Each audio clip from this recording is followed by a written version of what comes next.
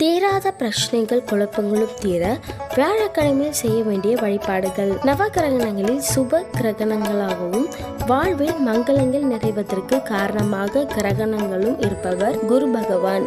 இவரை வியாழக்கிழமையில் விரதம் இருந்து வழிபடுவது மிகவும் சிறப்பாகும். வியாழக்கிழமையில் குரு பகவான் சாதாரணமாக வழிபடுவதை விட குறிப்பிட்ட முறையில் விரதம் இருந்து வழிபட்டால் அளவில்லா நன்மைகள் வாழ்நாள் முழுவதும் கிடைக்கும். குழப்பங்கள், பிரச்சனைகள் ஆகியவற்றில் இருந்து விடுபட முடியும்.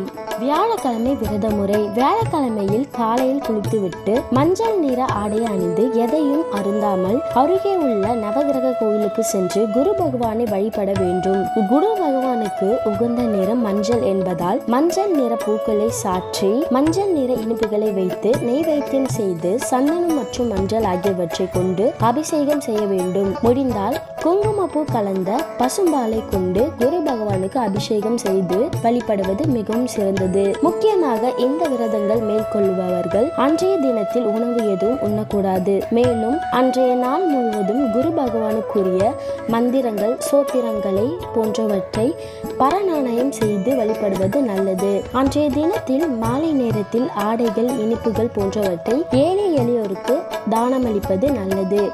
இரவில் உப்பு சேர்க்காத உணவை சாப்பிட்டு வியாழக்கிழமையில் விரதத்தை நிறைவு செய்யலாம். ஒவ்வொரு தெய்வத்தையும் வணங்கும் போது விளக்கேற்றுவது அவசியம். அதிலும் குரு ஓசையில் செய்யும் பூஜைக்கு விளக்கேற்றுவது மிகவும் நல்லது. இவ்வாறு 3 வருடங்கள் வளர்பிறை வியாழக்கிழமையில் விரதம் இருந்து வந்தால் வாழ்வில் குரு பகவானின் அருள் என்றென்றும் கிடைக்கும். பல யோகங்கள் வந்து சேரும் என்று ஐதீகம். குரு பகவானை வழிபடுவதால் கிடைக்கும் பலன்கள்: திருமண தடை நீங்கி உங்கள் ஏற்ற வாழ்க்கை துணை அமையும். கிரக தோஷங்கள் எதுவாக இருந்தாலும் விலகிவிடும். தொழில் வியாபாரிகளின் செல்வம் வளர பெருகும். குடும்பத்தில் மகிழ்ச்சி நிலவும். குழந்தை பாக்கியம் கிடைக்கும். உயர் பதவி கிடைக்கும்.